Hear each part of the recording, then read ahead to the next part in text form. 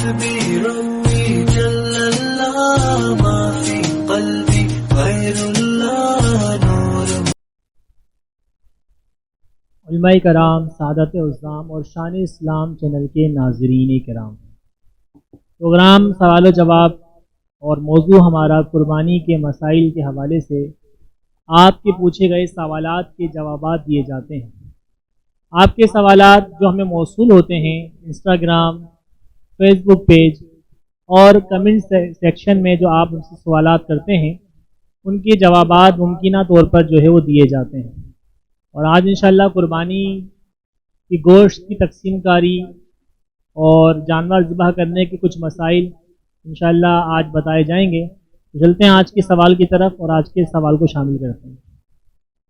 السلام علیکم ورحمۃ اللہ وبرکاتہ۔ مفتی صاحب، میرا سوال یہ ہے، جانور ذبح کرتے وقت گردن پوری الگ ہو گئی تو اب کیا حکم ہوگا؟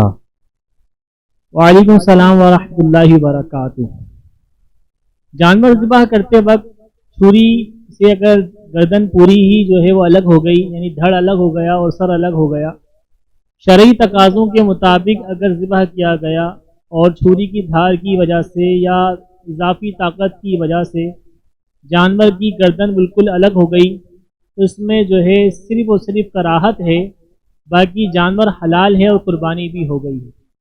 اگر قصداً ایسا کیا ہے، یعنی جان بوجھ کر ایسا کیا ہے کہ اگر جانور ذبح کرتے وقت اتنی طاقت لگائی جان بوجھ کر کے اس کی گردن الگ کر دی جائے، یا ذبح کرنے کے بعد اس کی ہڈی کو چٹکانے کی غرض سے گھمایا اور اس کی ہڈی وغیرہ توڑ دی، عمومی طور پر بکرے وغیرہ جو جانور چھوٹے جانور ہوتے ہیں ان میں اس طرح قصاب یعنی کسائی کر دیتے ہیں، تو اس طرح جو ہے یہ کراہت اور مزید بڑھ جائے گی۔ اگر جان بوجھ کر کریں گے تو یہ کراہت زیادہ ہو جائے گی، اور اگر انجانے میں بے دھیانی میں طاقت زیادہ لگ گئی اور چھری زیادہ چل گئی اور گردن بالکل جدا ہو گئی، قربانی تو بہرحال ہو جائے گی لیکن اس میں کراہت واقع ہوگی۔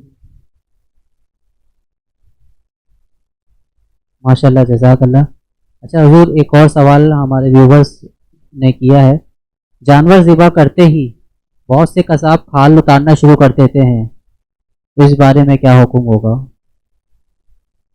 یاد رکھیے کہ جب جانور ذبح کر دیا جاتا ہے تو اس کے پورے ٹھنڈے یعنی اس کے دم نکل جانے کا انتظار کریں۔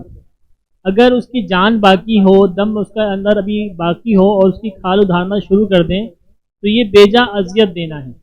یاد رکھیے اگر آپ کے ہاتھ پر کوئی زخم لگ جائے، یہ جسم کے کسی حصے پہ آپ کا کوئی زخم یا چوٹ ہو، اس پر کوئی اگر بار بار انگلی پھیرے یا ہاتھ مارے تو آپ کو کس قدر تکلیف ہوگی۔ تو یہ بے جان جانور، بے زبان جانور ہیں، اگرچہ ان کو قربانی کے لیے ہم جو ہے وہ ذبح کر رہے ہیں لیکن یہ حکم الہی ہے، حکم الہی کے تحت ہم ان کو ذبح کر رہے ہیں۔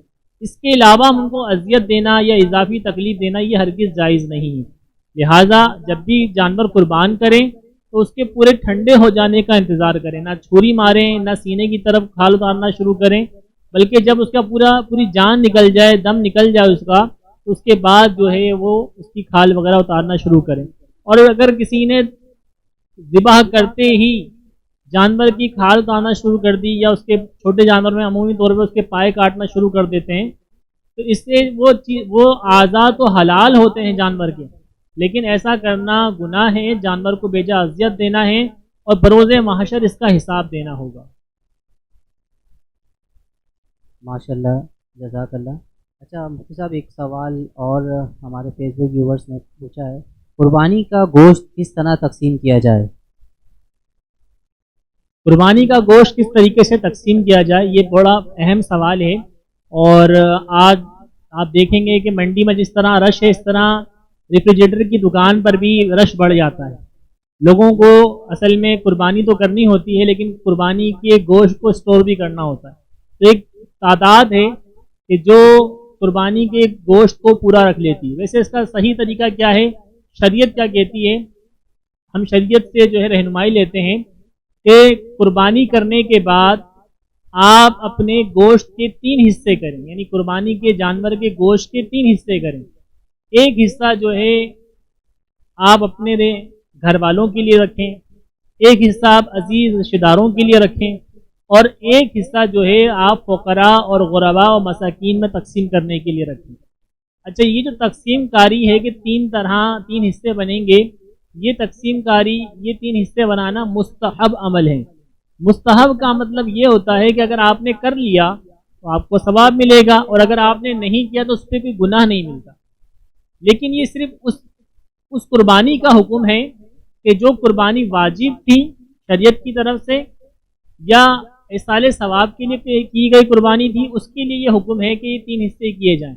اگر وصیت کی قربانی ہے، یعنی کسی نے آپ کو وصیت کری اور اس کا انتقال ہو گیا اور آپ اس کی وصیت پوری کرنے کے لیے قربانی کر رہے ہیں، تو پھر یہ پورا کا پورا گوشت آپ کو صدقہ کرنا واجب ہوگا۔ وصیت کی قربانی کا جو گوشت ہوتا ہے وہ نہ آپ خود کھا سکتے ہیں، نہ اپنے عزیز رشتہ داروں کو کھلا سکتے ہیں، اور نہ ہی جو ہے آپ جو ہے اس کو کسی غیر فقیر کو دے سکتے ہیں۔ یہ وہ قربانی کے 3 حصے جو بنانے کا میں آپ کو عرض کر رہا ہوں، یہ وہ قربانی ہے جو عام طور پر ہم جو قربانی واجب ہونے کے شرائط ہوتے ہیں اس کے تحت قربانی کرتے ہیں۔ اس کے 3 حصے استحبابی حکم کے تحت بنائے جائیں۔ ایک حصہ اپنے گھر والوں کے لیے رکھیں، ایک حصہ اپنے عزیز رشتہ داروں کے لیے رکھیں، اور ایک حصہ غریب و فقراء کے لیے رکھیں۔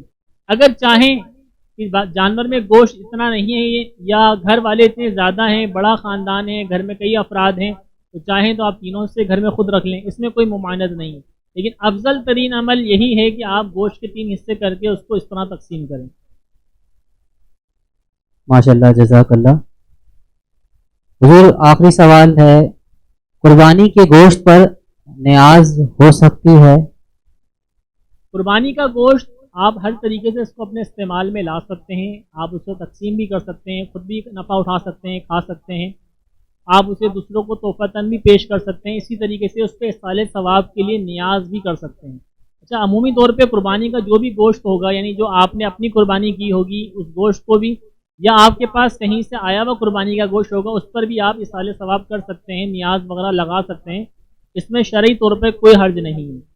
آپ ایصال ثواب کے لیے کچھ بھی عمل کرنا چاہیں قربانی کے گوشت کے لحاظ سے تو آپ اس پہ کر سکتے ہیں، اس میں کوئی شرعی طور پر حرج نہیں ہے۔ جزاک اللہ خیر فی الدارین و احسن الجزا۔